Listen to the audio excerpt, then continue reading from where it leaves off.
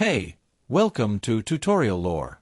This video explains Ford Ranger brake pedal feels soft and the potential problems that may be associated with this condition across certain Ford Ranger model years.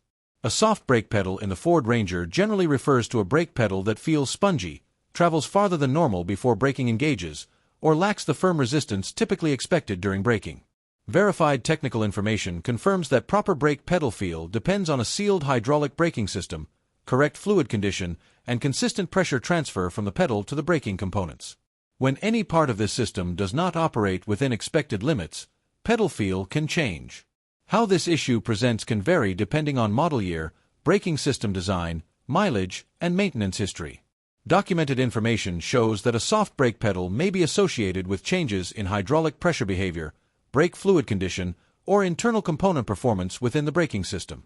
In some configurations, system wear or degradation over time may affect how pressure is maintained when the brake pedal is applied. Older generations may show different contributing factors compared to newer models that use more advanced brake system designs and electronic assistance. This video explains commonly documented causes and patterns. Some cases can vary by model year, mileage, prior brake service, or driving conditions, so this information may not apply to every vehicle. A certified mechanic or dealership should be consulted for vehicle-specific diagnosis. Possible solutions depend on accurate inspection and may include checking brake fluid condition, inspecting hydraulic components for proper operation, and verifying that the braking system maintains consistent pressure under use.